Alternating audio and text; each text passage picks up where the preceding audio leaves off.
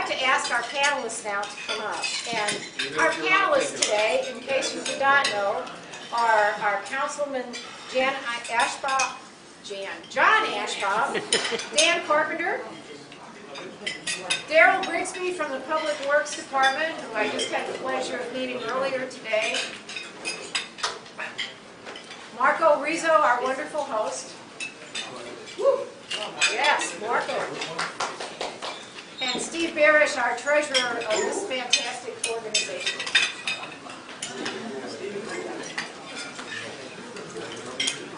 Let you slide through there, Daryl. Did you get a chance to eat?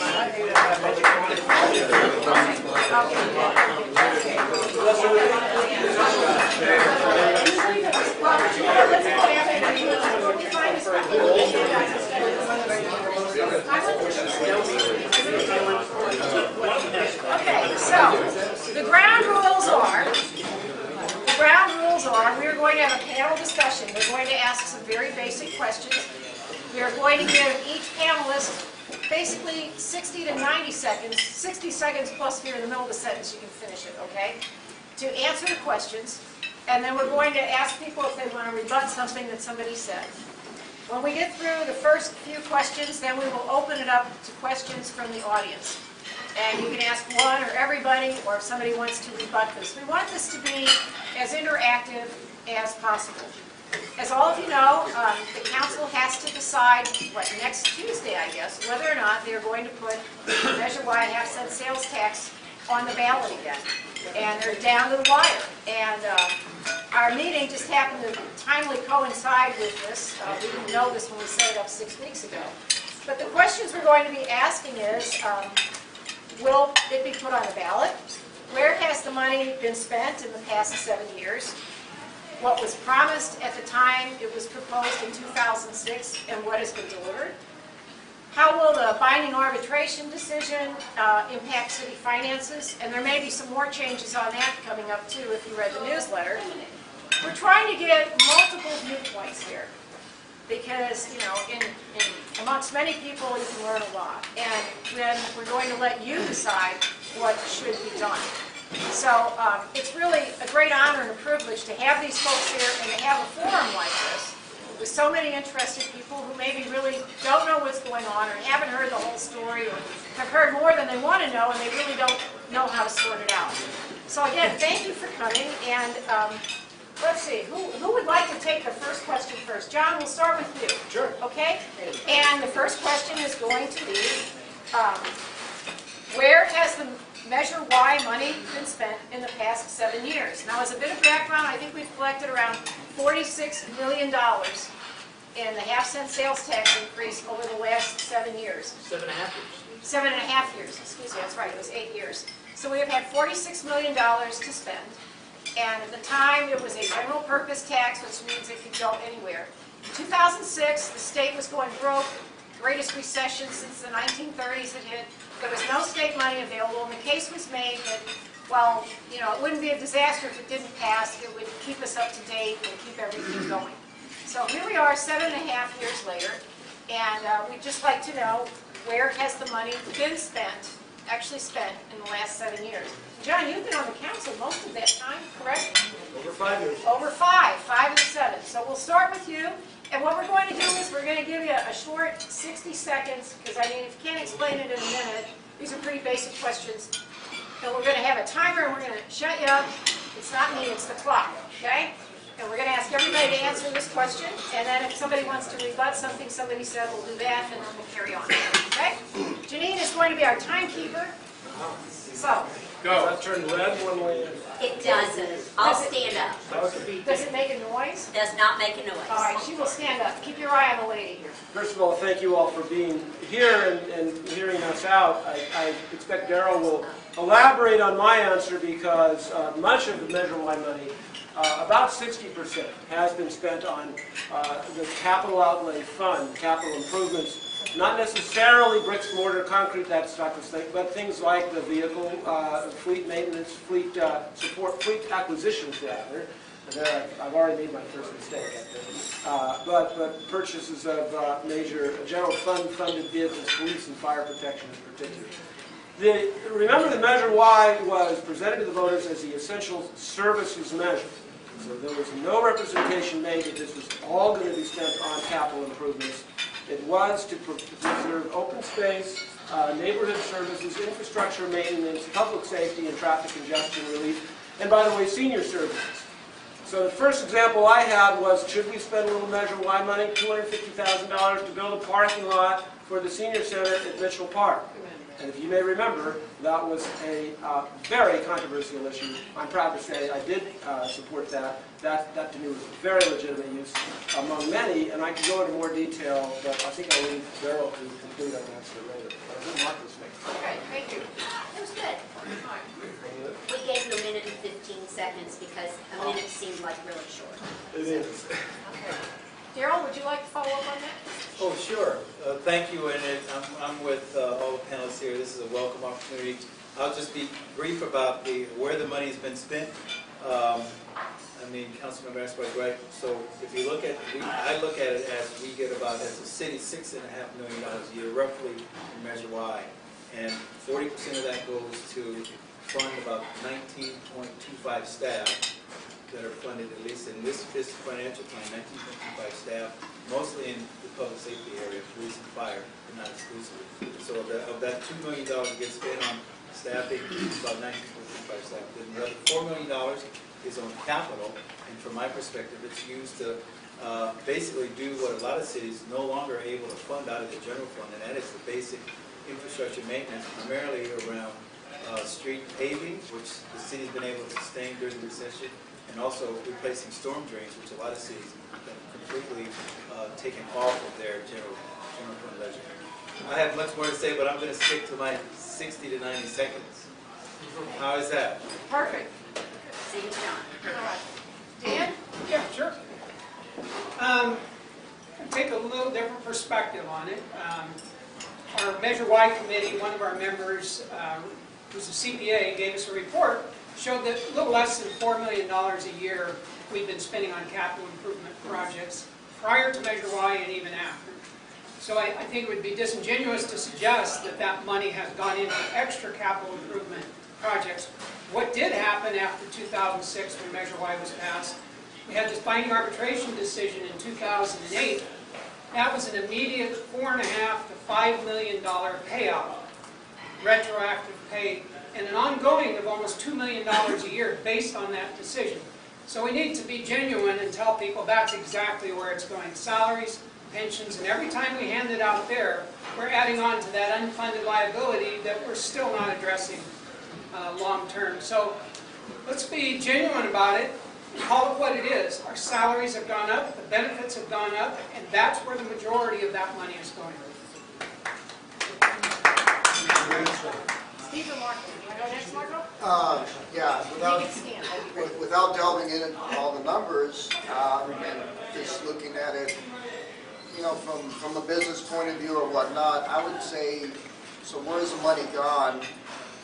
You know, we've always paved streets, even prior to Measure Y. We've done capital improvements prior to Measure Y. Maybe we can only point at what has changed between now and prior to Measure Y. So again, maybe a parking lot for the senior center, that's a definite change. But when I look at street paving improvements, that's an ongoing maintenance issue. I don't think that should have been covered or allocated to Measure Y funds, because how can a city function without doing basic maintenance and other services? So my answer is I really don't know where the money's gone. Why not? Good morning, good evening, good afternoon. I have a couple hats. First, I sit as a public member of the city's investment oversight committee. I'm very concerned about the city's long-term investments as well as short-term appropriations. Daryl was kind enough to put an Excel spreadsheet together for me, and it appears that we've allocated $17 million plus out of the $46 million to go to general routine maintenance, of which capital improvements is included. If I just take the capital improvements out, it's about $2 million. One chart says 1.6, one is about 2.1. So call it $2 million. $2 million equates to about 5% of the $46 million collected to date for Measure Y. We've allocated an additional 15 million for routine maintenance, but our CAFA, which is the reported allocation in our 2-year financial plan, 2.5 million hasn't been spent of that 17 million. So to date, we've actually spent in 7.5 years about 15 million of the 46 million in routine maintenance and capital improvements. But I bet in the next 5 months you'll see Measure Y signs go up all over town, and we're going to be able to spend that $2.5 million in the next 5 months without a problem. Thank you. Would anybody on the panel want to add to anything anybody else said? Well, I think it's important to point out that Stand up if you could, so the guys in the back can hear. we have, and the city council, and Dan knows this very well, negotiated contracts with the city employees over the last few years that have actually cut their salaries. Have total salary expenditures gone up with Measure Y? Yes, because, as Darrell said, we have about 20 people that are working because of the revenue that's available under Measure Y. And do we also have a lot of projects that have already borne the Measure Y sign? Yes, actually only though since 2010 when it became a priority for all of us to be able to present to the community where their Measure Y revenues are going. The most recent example I can point to of a project that is directly benefiting from Measure Y is one that Leslie and I were talking about a little earlier. This is the new skate park. We're breaking ground for the skate park next week. And I'm so excited about this. And I know anybody who has a middle school kid is excited about this because whether or not they are a skater, they know somebody who's a skater. And this is going to be a terrific facility that will draw people from all over, I think the whole state, maybe the whole country. It's going to be a world-class skate facility. We did that in part with Measure Y money. And I think that's a great example, again, of where it makes possible for us to do things, good things. Anybody else? Okay, Dan, one more time. Just respond real quick. John's right. 2 years ago, we did ask our employees to take a reduction, and they did. When we did that in the negotiating, that was the first bite at the apple. We didn't take it all at one time. We knew we'd be taking more later. I implore you to look at next week's agenda. The last item on the agenda, our city attorney is poised to get a $6,000 a year raise. The majority of the council wants to start handing back those benefits that were sacrificed then. I guarantee you, this fall when we start our negotiating again, the union leaders are watching, and if they see us giving our top staff a raise, they're going to get in line and say, I want some too. I was very, very curious to see how transparent our Measure Y expenditures have been. So I spent yesterday afternoon going on the city's website to try to find the audit for where the Measure Y money went. What I found instead was the sales tax update newsletters. And it appears that this year we have $7.5 million being collected from Measure Y, but there's no accounting for where all the projects went. So if anyone wants to see a transparent summary of where the Measure Y money went, it's very, very difficult. But what I've been able to piece together from this $46 million is that over the last 7.5 years, our retail sales tax has steadily climbed, and the economic development manager could probably validate that due to the gas tax. And I really have my doubts about what proportion of that Measure Y money comes from out of the area visitors and how much comes from local citizens. So I want people to think about how many times they fill up with gas in San Luis. Do they use the local Costco or Home Depot, or do our friends come up from Los Angeles just to visit our local Costco? Anybody else want to say anything? Well, I think actually the second question is somewhat been answered, but let's ask it anyway. What was actually promised back in 2006, and can we point to anything that's been done from then? And that should be an easy one, because all of us were around in 2006. Just take a minute if you can think of what was promised. As I recall, it was kind of to keep our services going well, and it was going into the general fund, however. Dan, you want to take a shot at that? I can start real quick. Nothing was promised. If you read the ballot measure, it says such as. Essential services can mean anything.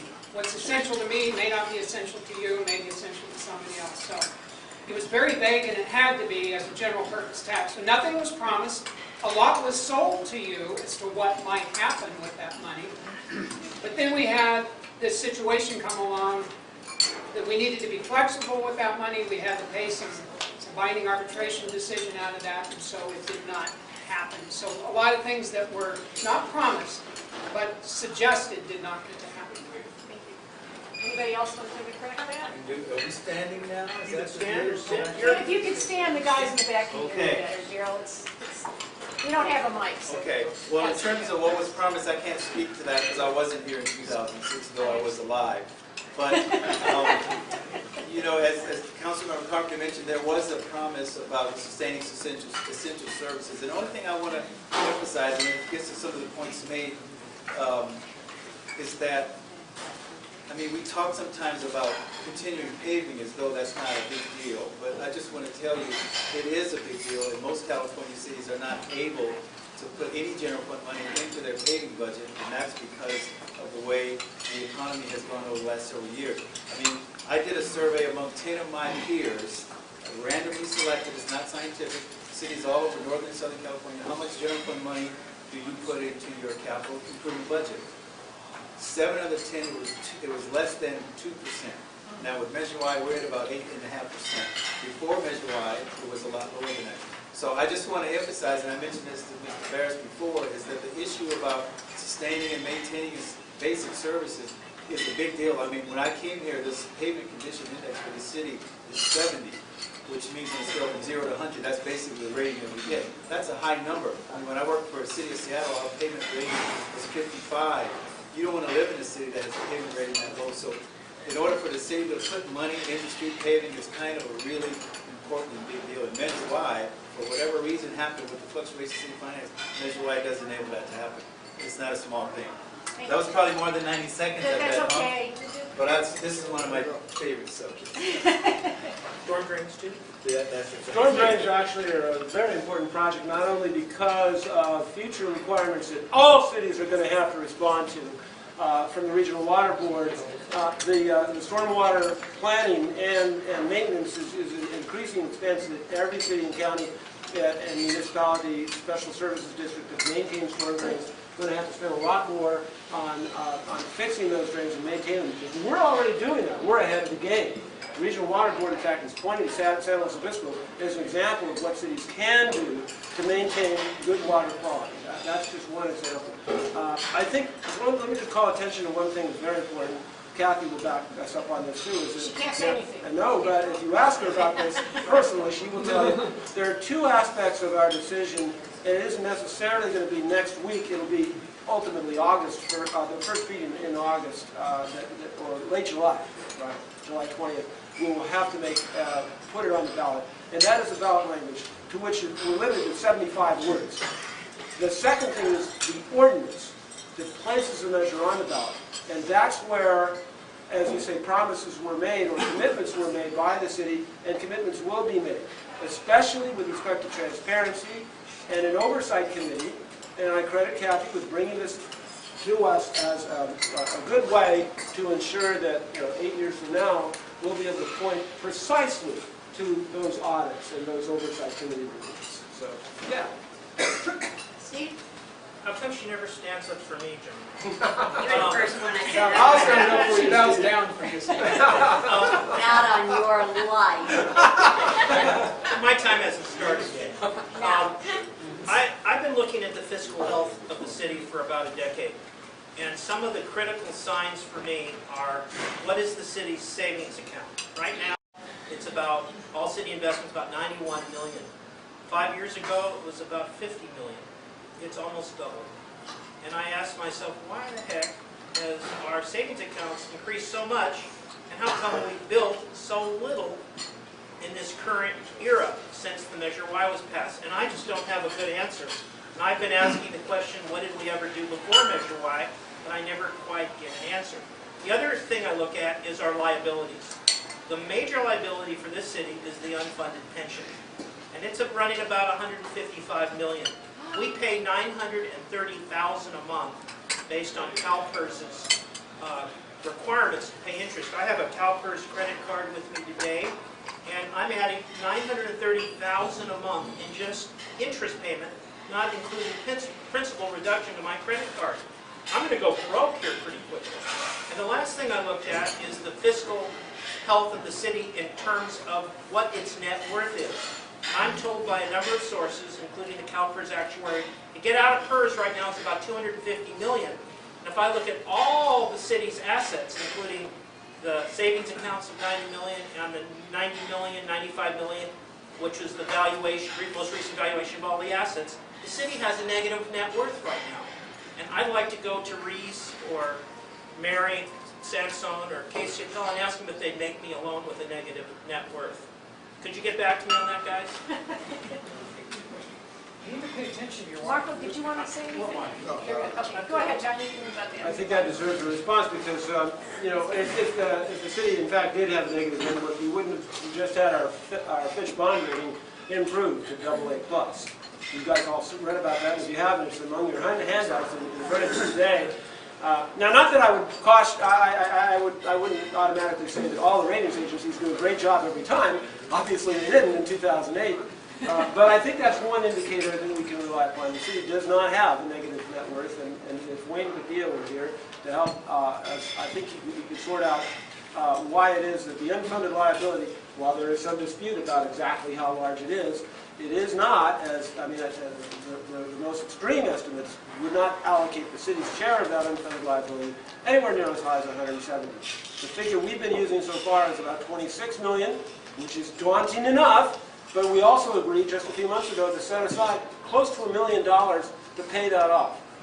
The part of our reserve funding he mentions is $91 million. The general fund part of that is only about $25 million. The rest of it is the city prudently putting aside money from our water rates and especially our sewer rates in advance of the time we're going to need to commit big sums of money for the upgrade, especially of our wastewater plant. That's the best way to approach it. We'll reduce our borrowing costs to where they're manageable.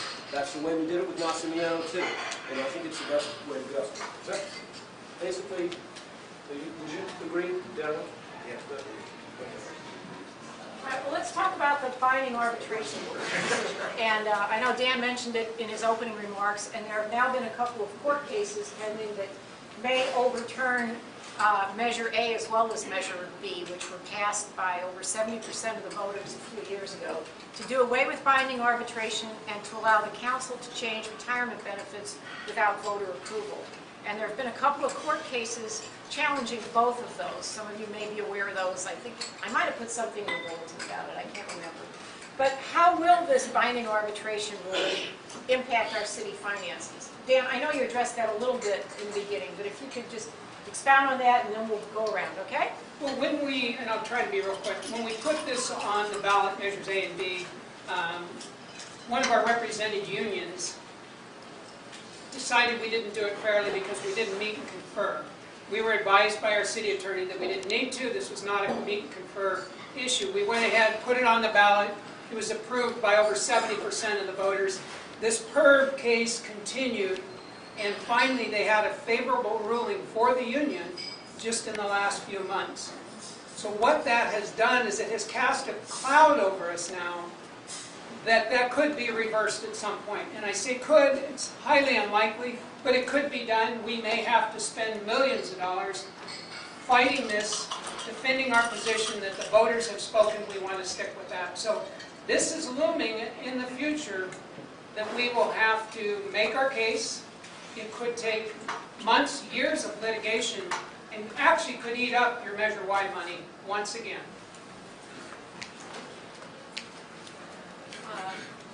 John, do you want to talk about that? Well, wait a minute. I got to start this over. Okay. Go. The cloud that exists is indeed something to be a little concerned about, but I'm not losing sleep over, and I urge none of you to either. I lose sleep over a whole lot of other things, but this is not one of them.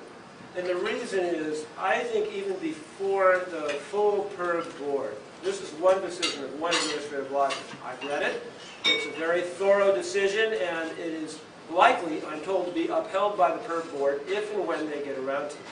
And where it goes from there is straight to an appellate court not a local court, not a district court, but straight to an appellate court, and we have a very good chance of winning at that level. But even before the full PERB board, that's Public Employee Relations Board, meets on that, I'm hopeful, and I'm optimistic, as I always am, a little idealistic maybe, that we can in fact reach an agreement with our Police Officers Association that'll short-circuit all of that. And what they're really interested in, and I'll tell you right now, it's an alternative dispute resolution mechanism, other than what we now have. And we have something in our charter that's left over from the old pre-Measure S days, from pre-2000, which is not workable. We need something new, we need something different. I'm working to get it, and I think we can do that. And I'm optimistic. Steve? I think it was, correct me if I'm wrong, we had a city council meeting in early April where we had the actuarial representative from CalPERS on the phone. It was an open mic situation. I think it was either the April first 15th. And Tax day. pardon? Tax day. Tax day. I always forget that. She indicated that our total unfunded liability as of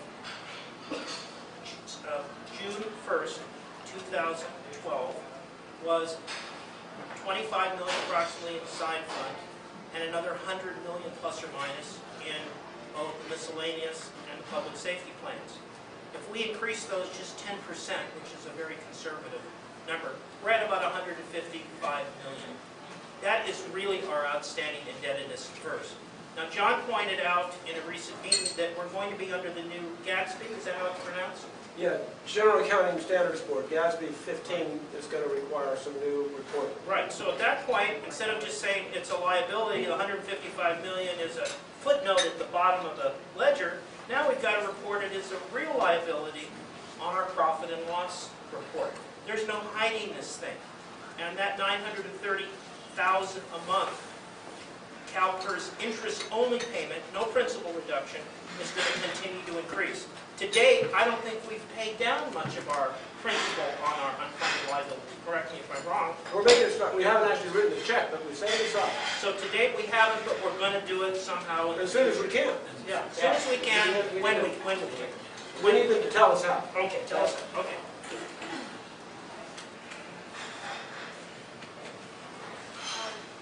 Anybody else want to rebut anything that Steve or John said? Well, at this point then, I'd like to, yeah, If you Gary, have- I just had stand up. I just had one, and this is just, I mean, the question was initially about binding arbitration, and about Yes. pensions. I just wanted to say one thing about this whole pension issue, and this is not, I'm speaking not as public works director, I'm on capital, just my own personal observation. And I know that's a concern that many people have. The only thing that I wish that we could collectively do when we talk about this is just have a sense of the human beings involved. I mean, one of the things that I've done as new public works director is I've met with all of the 88 employees who work in the public works department.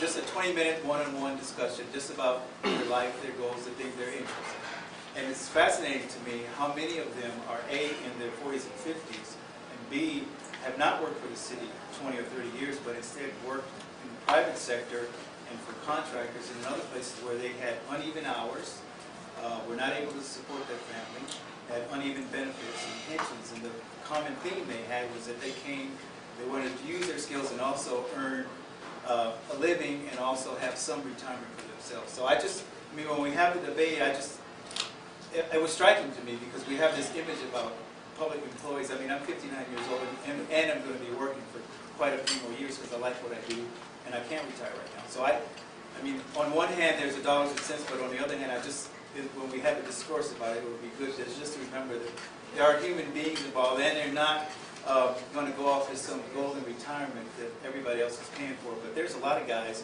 who work for me who are still taking pensions, who are in their 50s, cannot retire, and they won't be retiring with great big pensions. So that's just one offering that I would add to the debate. Thank you. Thank you very much. That's great. Okay. Yep. Okay, at this point, we'd like to open it up to questions. And again, we're going to keep the answers short and sweet so we can keep going on this. Do you know what time it is? 1 o'clock. 1 o'clock. 1 o'clock. Okay. We're going to try and get out of here soon, so keep your questions short and sweet, and we'll try and keep the answers accordingly. Matt, I think you had your hand up first, and then the gentleman over You here. clown. And is this to everybody or just one or two? Well, I actually have one in response to the recent speech about human beings. The people who are not employed by the county or the city or any other public entity, the ones that pay the salaries and taxes, they are as much human beings.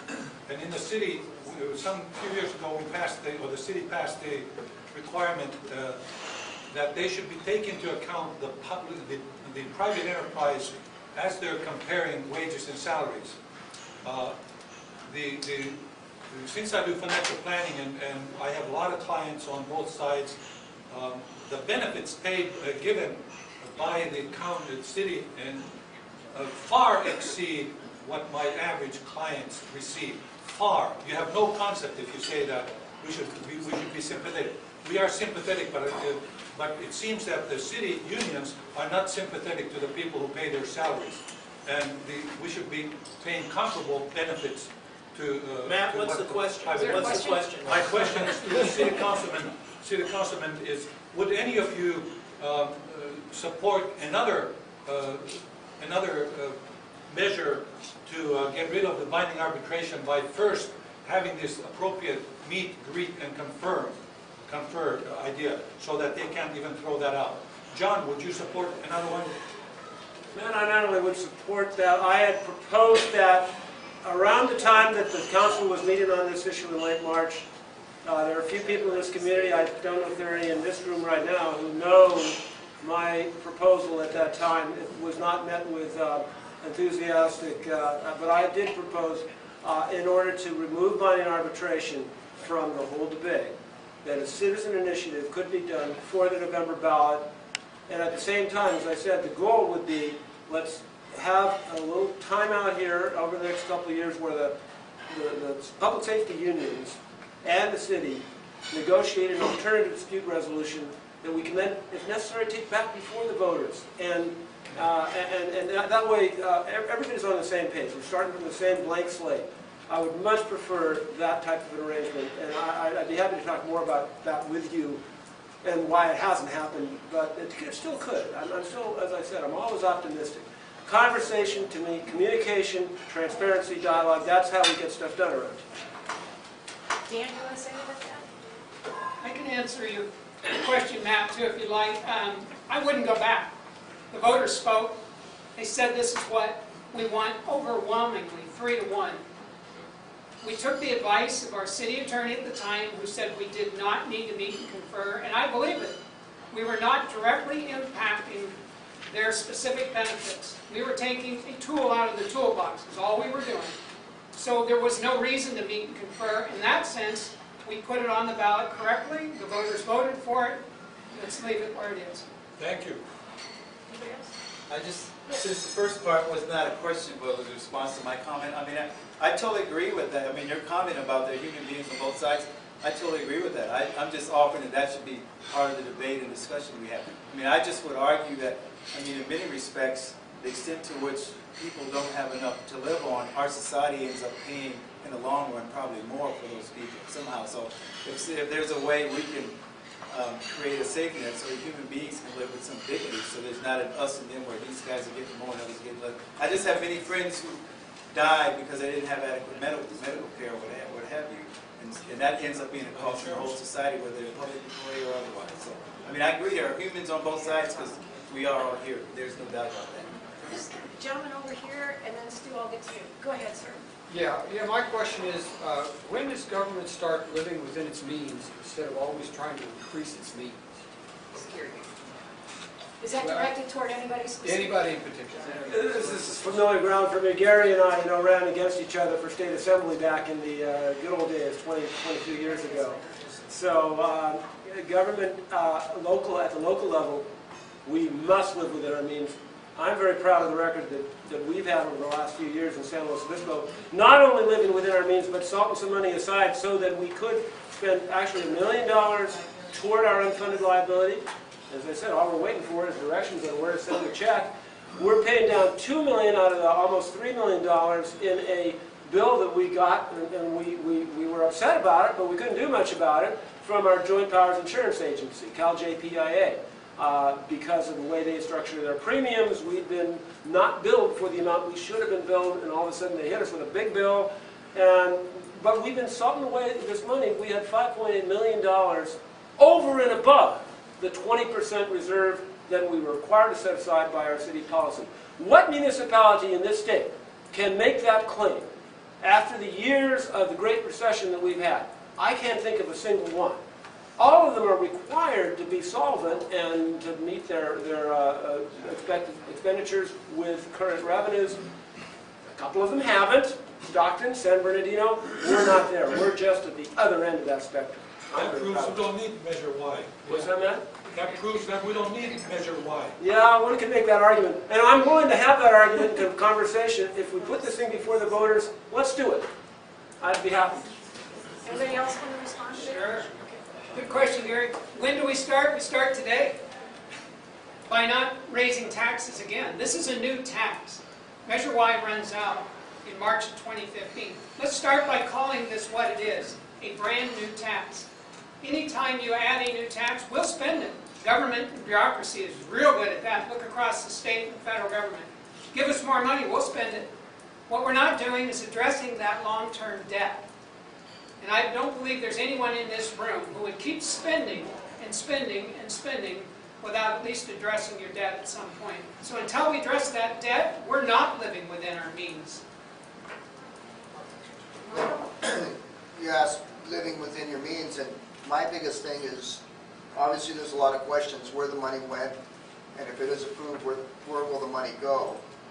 You know, I'd like to see a dashboard or a metric system. You know, how much can you spend on salaries, pensions, and payrolls? How much can you spend capital improvements? These should all be fixed amounts, fixed percentages of what comes in. No business can run without budgeting for certain items. And I think the city's done a poor job of showing us where the money's gone, because obviously we wouldn't be having these discussions.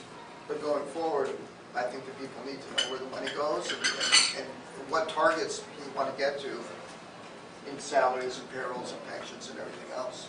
Steve? I don't want to sound like a broken record, but I've been in front of the city council and asked some very basic questions I never get a clear answer to. One of the key questions I've asked is, how much has our population in our city grown in the last 10 years? And the statistics I've seen is less than 1,000 people. Then I ask, how much has our overall all-city budget grown in the last 10 years? And it's around 430%. That's slightly higher than the local inflation rate to me. Maybe I missed something, but it's slightly higher. And when I ask, how come it's grown at such an accelerated rate? I mean, our all-city budget now is about $120 million, and our general fund is $55 million. You go back 10 years ago, now certainly there are people who depend on the city for their jobs, and we have to provide services, police, fire, storm drain protection, although we don't clean our creeks out very well, to those people who commute in every day and leave every day. But the rate of the local government increase, I think, is way out of proportion. And I have to make a conclusion here that we don't tend to cut government once it reaches a certain size. We stall the growth, but we don't cut. And so what's happened is we've reached a series of plateaus where government expenses keep going up. They plateau, but they keep going up. They never go down. Are there any fees in the city that are planned to go down? I'm So, not aware matter of of fact, I could point to one where we did reduce fees, and that had to do with our building inspection fee and engineering fees for commercial projects. Some of you, like Howard, who have commercial projects before the city, they know that our fees actually have been reduced. We did that just a few months ago. So it does happen, not as often as we might like. In the case of water rates, I know Mark has had a lot of concerns about that. We've had a lot of conversations about that. And the reality is that January 2012, we started taking Naciano water. We also started paying off the water rights that we had purchased with that water at that time. Now, we were very fortunate, different from the city of Paso Robles. I mentioned about how we slowly ramped up the water rates to the point where we're getting complaints now, but nothing like what they had up in Paso Robles. They have been unable really to finance their share of the Nacimiento pipeline up until recently, and it was we were kind of sweating it there as to whether they would. That didn't happen with this city because we had a very sound plan to put money aside so that, and that's where that extra fund balance comes in. A large part of that, a large part of the increase in our budget and a large part of the increase in our fund balance is when you factor in our water and sewer funds, which we have been doing the same thing with the sewer fund. And I think if you look at the books there very carefully, you'll agree it's a prudent thing to do. Set aside money so we don't have to borrow as much when the time comes. In a couple of years, very soon. Stu. Good afternoon. I'm Stu Jenkins. I'm a liberal. I don't mind taxes. They're what bind us together when we agree on something. Why are we in the same room together? Hey, Stu, can you speak up? This is a courtroom.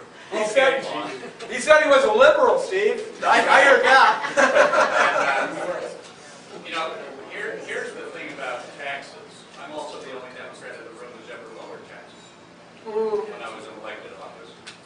But the key thing here is that the public, whatever was the technicalities of the ballot measure was, when they passed Measure Y, and I certainly voted for it, we were all sold that it would be spent on particular things, mostly having to do with infrastructure, continuing services where money had been pulled back from the state.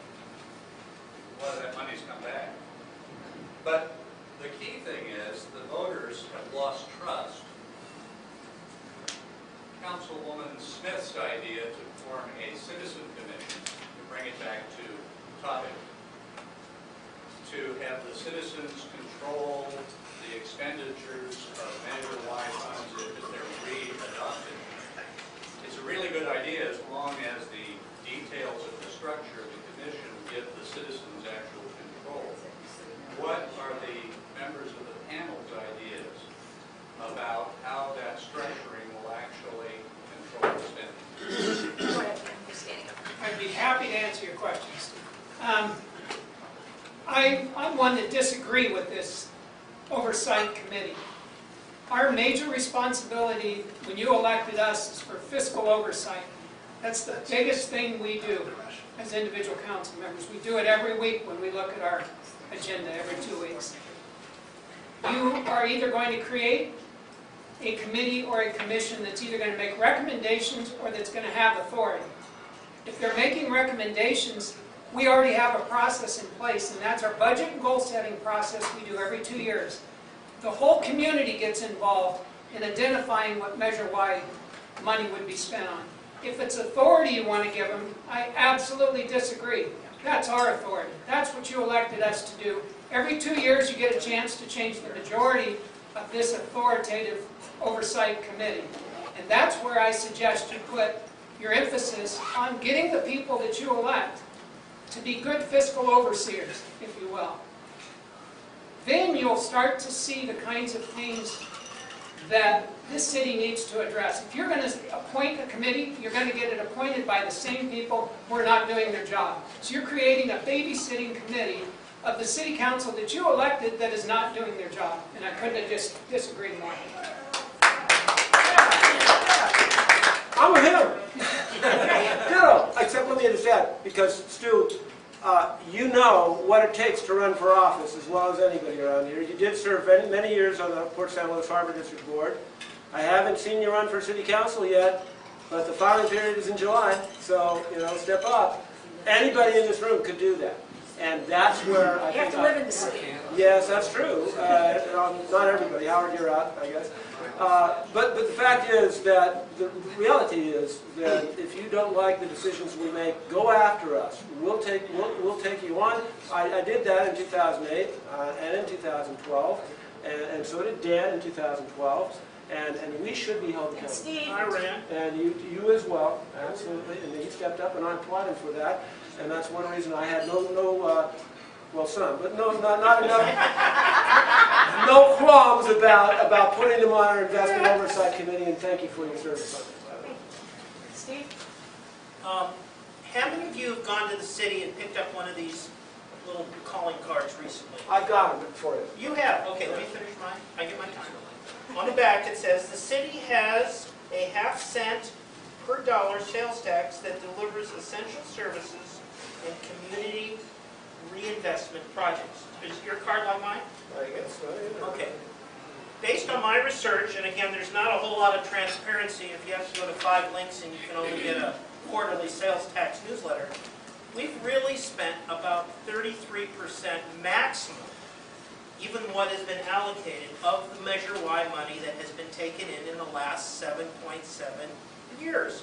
Now, if the citizens knew that we'd only spent 30 to 33% of all that money that was brought in, I'm not sure that they would have voted for Measure Y 7.5 years ago.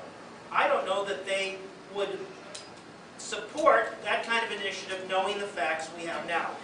A Citizens Oversight Committee, I think, is a great scapegoat for certain other organizations in the city, but to date, there is no transparency, truly, for a citizen to go to the city website or a staff member and get a complete summary of where the Measure Y money went.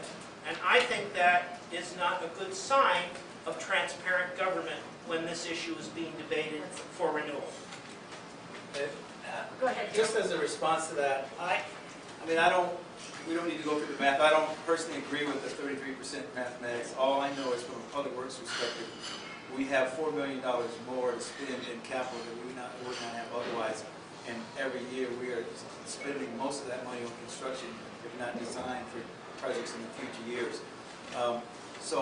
The one thing that I will say, being fairly new to the city, is, if you were to say, could the city have done a better job in terms of articulating the benefits, I would say yes. As a lifetime public works person, our focus is on getting projects done and not necessarily saying, well, let's make sure we articulate this to public consumption.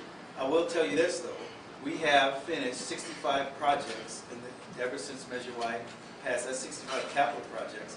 And they have gone towards some demonstrated benefits that everybody in this room benefits from. Like the pavement rating index I mentioned earlier is not a small thing. It's the highest pavement rating of any city I've ever been in, and I've been in some really nice quality cities.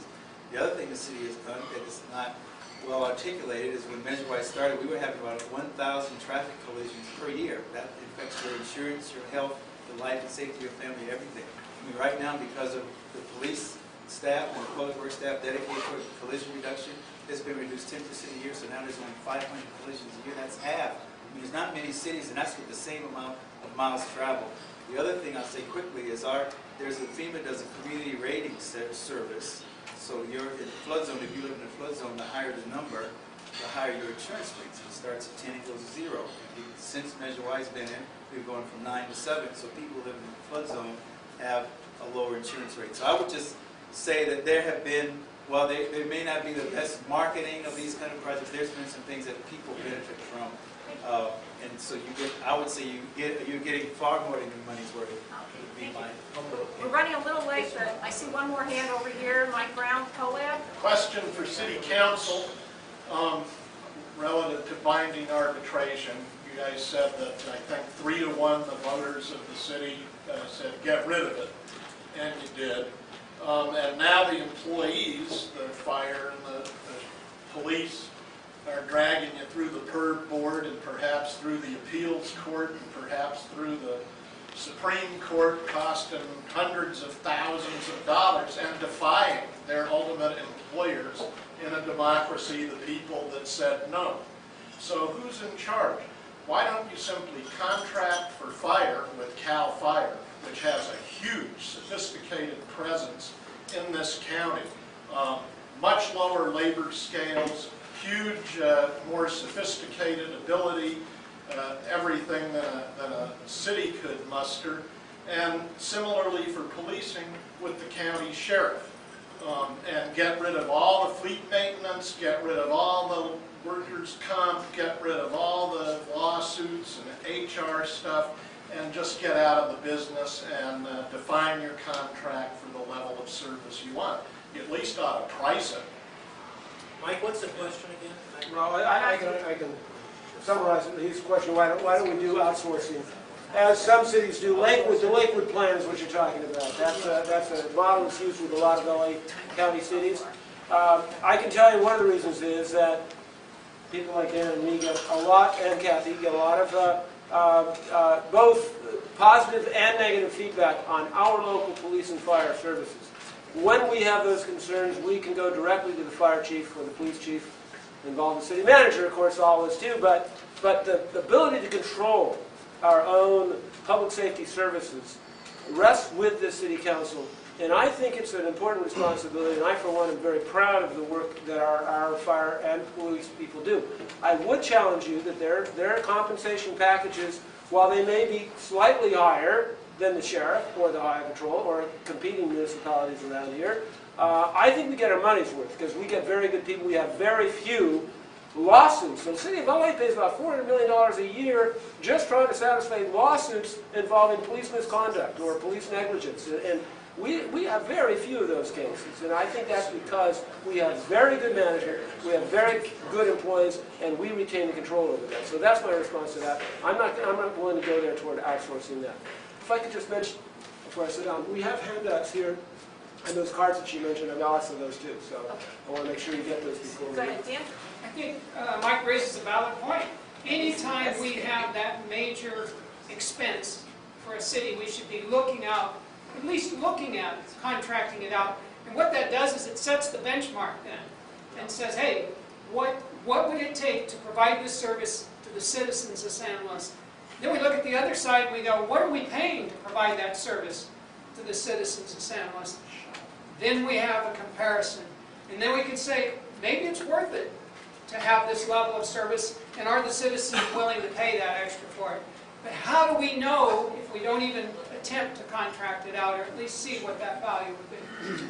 Leslie, can we have a short wrap-up where everyone kind of sums up our position? Yeah, because it's getting late, and I know some of you guys have to go back to work. So why don't we give each one of you like 60 seconds to give us your best shot as to why or why not we should approve this Measure Y, assuming it goes on a ballot. Who wants to start? Would you like to start, Daryl? You're in the middle. Yeah. Okay, well, I won't speak to why people should approve Measure Y because I can't do that as a city employee. All I'll say is, from a public works perspective, when you look at there was a question about government living within its means. From my perspective, everything public works does is for the entire city. I mean, whether I have more money for paving, my salary is the same. Our whole interest is having enough money for paving, and for storm drain, and for traffic safety. And right now, even with Measure Y, the city does not have enough money to maintain its infrastructure, its basic infrastructure, which is pretty large, at a level that I, as public works director, feel comfortable. But that's true for every public works director in the state. Measure Y just gives us the ability to come a lot closer to a level of service that I think the citizens deserve. I mean, the state of California did a survey of all 58 counties and 482 cities, and showed that throughout the whole state, we're at about 1/3 to 2/3 of what we need in terms of infrastructure investment. And so, to the extent to which Measure Y money, $6 million, can go toward continuing infrastructure investment, I think that's a wise investment, and certainly I feel like the benefits that the past money have generated is at least worth consideration. Thank you. Yes. Marco, would you like to go next? Yeah, I mean, I think my 2 points that I'd like to see the city do, whether Measure Y passes or not, or goes, is again, it's a transparency and then the metrics. You know, I'd like to see, you know, where do we want payrolls to be? Is it 75%, 80% of the whole budget? Let's work towards a goal, let's go there. Where do we want public works to be and paving and all that stuff, and work towards that. Right now, it's all over the board, and you never know, you know, where we're at. Thank you. John, you want to go next? I'm glad you brought that up because you also use the term dashboard, which is something we are actually working on right now, and we may be able to debut that before the voters vote. The key component of that is, as you said, setting some goals. One goal, very important principle, we just talked about it a few minutes ago, is maintaining a 20% reserve. A general fund reserve, 20%, which we're now at 25%, and again, yeah, you can make an argument, as Matt has, that indicates we don't need Measure Y, but I'd like to let the voters sort that out. And I think, you know, there's a lot of confusion over just, yeah, maybe we haven't spent enough money on this or that or the other thing. We have done, I think, a reasonable job of spending the money and telling you where it's spent. That's what I'm going to be doing. Is maybe, in fact, it's Steve and Dan are wrapping up. If you don't mind, I'll just go around and hand out to all of you this material. You can make up your mind whether it's accurate or not. You can talk to me. Okay, thank you. Can we do it after? You want to do it after? Yeah. Okay, it says after. Yeah, that's fine. Because otherwise people read this instead of listening to the Yeah, speakers. And I'm totally guilty of that's a that. good point. And the fact is, I just hope that we'll all get behind the conversation that takes place between now and November.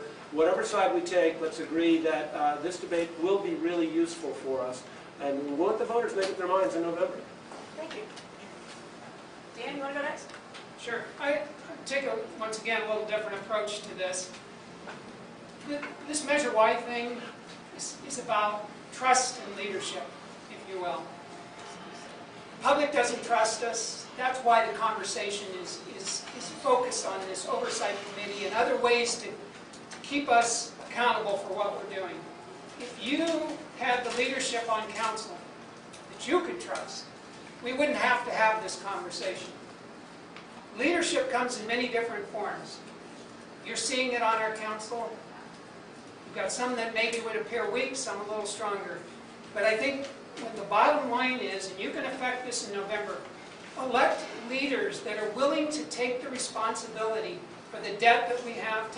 Elect leaders who have a fiscal oversight capability inside of them. Don't elect leaders who say the right things. Really dig in. So I think it comes down to leadership. And I made this quote at the town hall meeting, and I want to say it just to wrap up. Managers do what's right. Leaders do the right thing. And I implore you to give me some better leaders on council so that I can do the right thing. Thank you. Steve? Sometimes I appear a little harsh, but I'm very thorough about my research. And I have a memo from Daryl Grigsby, sitting on my left, who says our total allocation for Measure Y funds in the last 7.5 years went through his department, 17.7 million. To date, we've spent 15 million on routine maintenance and capital improvement. That is a fact. I wave my magic wand to you today to confirm this fact. If we take a simple calculator and we divide 15 million by 46 million, that's about 33%. I think the public was sold a cheap bill of goods. They were made promises, or they were alluded to promises that were not fulfilled. It's that simple. So if someone would ask where the other $31 million went to one of our council representatives, I think they'd have a hard time responding to that question. So I'm going to leave that for Dan, I'm going to leave it for John, and possibly Kathy for another day to get back to me and let me know where the other $31 million, because my credit cards are tapped, paying the $930,000 a month interest only on our CalPERS unfunded liabilities. Thank you. Well, again, I want to thank everyone on our panel here today. I know all of you